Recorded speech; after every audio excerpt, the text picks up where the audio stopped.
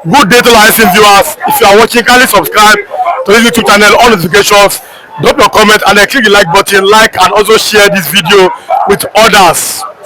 Miyeti Allah, cattle breeders, Association of Nigeria, MACBAN, has told President Tinubu now, it is time to protect us. Farmers are killing us in our farms, and I will show you the evidence like I always do. It's on the newspaper. MACBAN, Miyeti Allah, has told President Tinubu issue an order to protect herdsmen across Nigeria.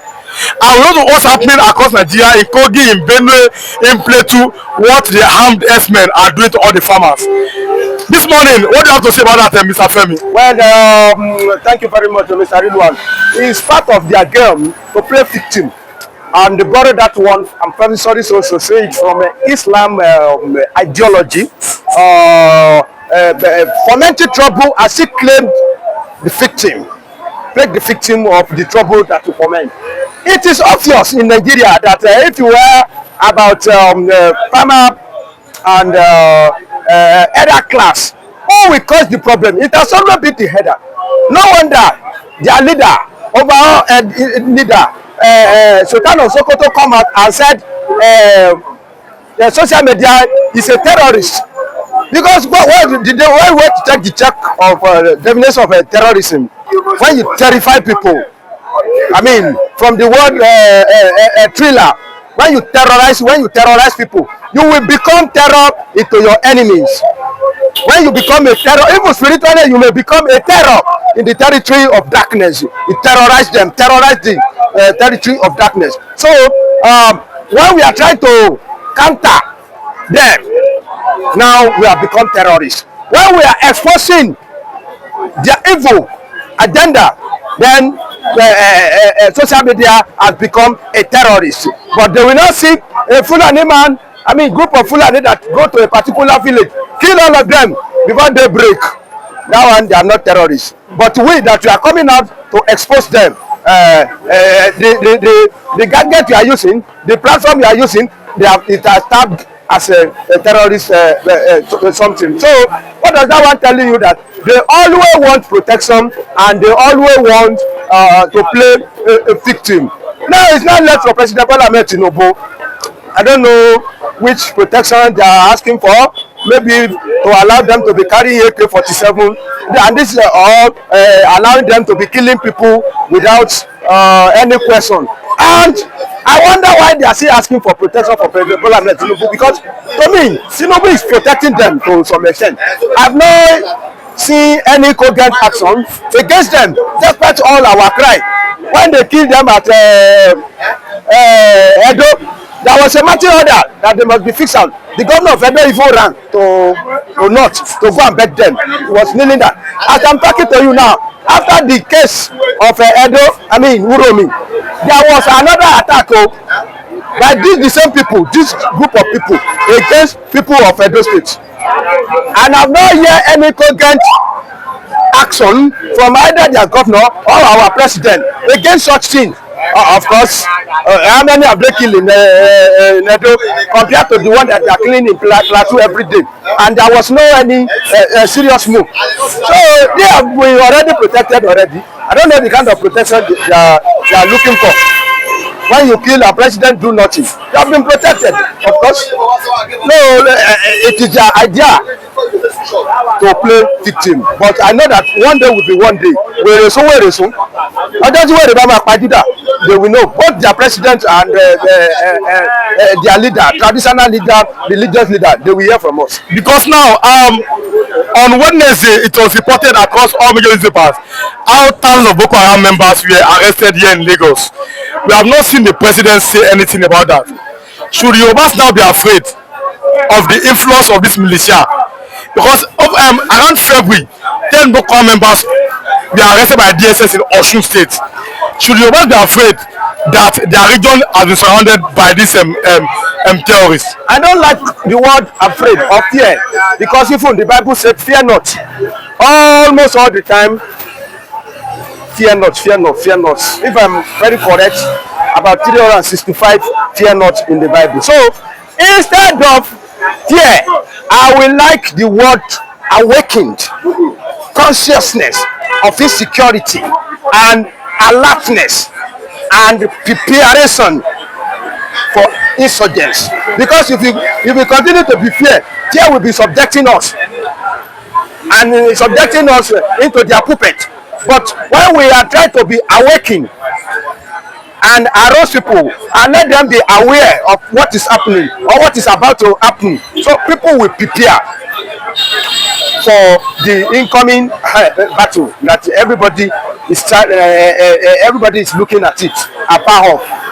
If you are not prepared, honestly speaking, I will not doubt it if these people just signal. And like I usually say that they have entered halls, they have infiltrated. The way northerners infiltrated south, if we go there, if half of south go to the north like that, they will cry. They will cry, of course. And what they are doing here, I still wonder, and I'm still waiting for any southerner that will go and do something like that. A southerner that will say, you want to go into that place and started making trouble. Go there now. Go there. But they have the country to come here. Before you have arguments between Aboki for 5 minutes, he has dragged dagger against you in Yoruba land. I dare any Yoruba man to go to Kaduna and you drag anything with all this Aboki and you draw dagger. Or you even drop in and see what is going to happen. Well, now, there's another line of thought that some Yoruba elders or politicians, they have betrayed the Yoruba people in giving land and space to these people. Because if you go to different parts of Lagos, they are everywhere. What do you think that should be next step? Because Amotekun, we've not seen them enough. We've not seen Chief Gani Adams enough. We've not seen I'm talking about even Sunday ago, since he left for Germany, he has kept quiet. What is the fate of the Yorubas in the midst of this invasion by the Northerners in Yoruba land? In the last interview, I cited two categories of people, but I will add another one now. We just mentioned one. Politician. You say politician has betrayed Yoruba people by giving some of our land to these people. So that is one. Even not only giving our land, keep silence while they are killing us, because their voice will have will have done a lot of things to them. Their voice will have carried weight. Look at what happened when they killed at Uromi. See the voice of the North, how heavy it was. The governor of Edo State was jittery. So from the part of politicians, they keep silent because of what they want to gain. They give land. That one is for them. What about our traditional ruler? What about our traditional ruler? That majority of them keep silent. Look at one instance in Ibadan recently at Agosasa. That place was dominated by Northerners. Although there are Yoruba there too, but Northern dominate that place, and they have Seriki. And after the demise of their Seriki, they just automatically install another one without informing Olubadan. And I like the decision Olubadan took. Olubadan said that title there will be nothing like Seriki of Agosasa again. Instead, Bale will reign. Those are the kind of action that we expect from our traditional ruler. Not to living in a life, not to be riding Rolls Royce and sitting in the palace every day and want to think I am this one will say I'm the leader of a Yoruba land. That one will say look at the battle between Alaafin and Ooni. When we thought that the old Alaafin has gone, the new one has come. There is a new water now. There is a new fish now. From the day one of inauguration, people have started to see the cracking in the wall. They are just trying to mending it. And I will not want to stand here to widen the crack, but we observe the crack. And it is the continuation of battle, of supremacy that was on ground before. And people that we think they should talk to both sides that, abeg, forget about this. Let's talk about what we are, the world that is about to happen in this area of the country. Almost all our allies, they keep their hand full. They don't talk. They don't say anything.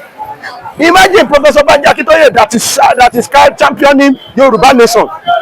Your own role should not be Yoruba nation alone, because if you collect Yoruba nation, the battle between Alaafin of Oyo and Ooni of Ife can squander everything. Is it not the same Yoruba that fought war for 16 years? We couldn't resolve it. It was Oyinbo that come and help us. Oyinbo that don't understand our language. We that we understand each other. We couldn't resolve issue among ourselves. It was white man that helped us to do it. All these kind of things supposed to call for meditation, and they should call both of them together and decide, and so that we'll be able to focus. Now the third part that I want to mention, they are the greedy, the affajas, the greedy one on the street. Go to Agege, Aboki with the Ghana must go. Even if they see that the owner of this house is an old man, no, if he never die, we sit there.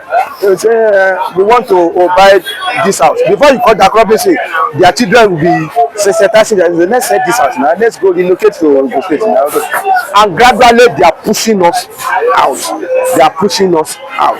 They are pushing us out. So those one too, and some of the Afrojas that we know in the name of religion, that are ready to surrender their life to Fulani. Although, let's look at that angle. It seems that even in Yoruba land here, the traditional ruler is a traditional ruler in Yoruba land. He said, I'm no longer an Oba, that I want to address as an emir. Has he noticed that some Yoruba Muslims are betraying the Yoruba cause? They are betraying us. Right from the onset, they are betrayer. They prefer to be under a Fulani, because Fulani has deceived them with the religion. Is it the religion that make Fulani to take over the Hausa, that make them to to silence the Hausas in the north? In the name of religion, in the name of Islam, they are conquering. They are dominating, and that is what is going to happen to Yoruba people. If they keep silent now, they allow one man to rule them in the name of religion. At this moment, I'm seeing if they think that by submitting to Fulani, then they are doing the will of Allah. Then their Allah is a slave master. A slave master, a slavery. They have a slave Hausa in the north. That is the truth of the matter. They are a slaver. If not that we are on a public something and we don't want to be fomenting religious something. The slavery. You can do research now. How many slaves does their Prophet Muhammad saw? They believe in it. They believe in domination. We have chosen to say the truth. Even if we are going to die, let us die, and let tomorrow appreciate what we said. And so, as far as I'm concerned, the federal government is complicit. The day they want this insurgency to finish, it will be done. Actively, they are working with Turkey, they are working with Saudi Arabia, they are working with everything to Islamize. But the real agenda is to take over Nigeria. And all these insurgents that you see happening is from Mauritania, is from Senegal, is from Cameroon, is from all over the place, trying to ensure that the indigenous people of this country do not have a say, but the Fulanis have a say. We are not against Fulani people. In government here in Benue State, I have Fulani people who are in my government. I have no issue about Fulanis, indigenous people. Everybody in this country, Nigeria, comes from somewhere. Even the Tiv people where I govern today as governor, they come from somewhere. But we have settled. Today, because of the rise in population, there is nowhere you can say that the Tiv people or Benue people should leave Benue State to go to Cameroon. Where is the land? To go to where? Where is the land? And so this is the main problem that we're having in this country. If this government will appreciate and stop deceit against the people, we shall all work as a team. Nigerians, wherever we come, let us cohabit and live together. But where a particular ethnic group wants to take over the country and make some of us slaves, I can never be a slave to anyone. It is better I die and not be alive. I cannot be a slave to any Fulani man. Fulani should live their life The Tea people should live their life. The Yoruba people should live their life. Hausa people should live their life. Every other person should live their life. But not making me your slave. What we must understand is the Fulanis are intentional in their conquests. They can never be mistaken for it. And I'll give you a proof. The Fulanis are intentionally with Islam, jihadism, conquest, conquering people, taking people's land. They are not shying from it. El-Rufai, Bashir El-Rufai, the son of Nasir El-Rufai, who we can as well say he is Malam El-Rufai spokesperson, came out and said that any man that dares challenge a Fulani man will be unalived. He said this and he mentioned a specific region in this country. He said Southern Kaduna will be wiped out because they continue to kill, to unalive Fulani elders. And he was not called for questioning. I have told you that these people are intentional. And they became intentional the very first day Usman Danfodio stepped his foot into Nigeria. In 1804, he told them, he gave them a marching order. He said, listen, Nigeria is your estate. So therefore, you must take power. When the British were about to go, the British saw the intentionality of the Fulanis. He said, listen, guys, you have to occupy the Nigerian military, you have to occupy the Nigerian Air Force, you have to occupy the Nigerian police force. Because we know that you people are intentional about power. Have you checked the records? Before you count one Yoruba man, you don't count 10 Fulani man. Before you count one Igbo man, you don't count 30 Fulani man. So, when 30 elders who are uneducated on a large scale, but wielding an AK-47, tell me what your pen wants to do. They go, don't buy you finish before you go talk, say you be educated man. The Nigerian contraption has been tailored, fashioned, okay, to benefit these people. And that is why a man has just been sentenced to death. You know his offense? A Fulani man with a cattle invaded his farm. He saw the man, he said, "Hey, what did you do for there? You didn't chop my corn." He started fighting the guy. Then the Fulani man brought out a cutlass. As he wanted to cut the guy's head, the guy dodged it, collected the cutlass in self-defense, unalived the Fulani man. All of this was well taped and recorded. The Nigerian judiciary system said that that guy should not have defended himself. That if at all, he should have run away, allowed those cattle to eat the corn. This country belongs to all of us. And the federal government, the presidency must act fast because time is going. From north, west, northeast, north central, southwest, southeast, south. There is general insecurity. And this is being prepared by herdsmen. I want to repeat again, I have made it a petition to the presidency and to all security agencies before, that if they want peace, Betrayal must be arrested. These are people who have owned up. They have taken responsibility that they have killed, they maimed, they rape, and do all sorts of atrocities. And yet their leadership is in Abuja, and nobody is confronting them. And until these people are arrested, when I talk, I was being castigated. I was being vilified. Nothing bad that was not said against me. I am this and that. But the reality is here. It is not just happening to Benue State today. It is happening to the entire country.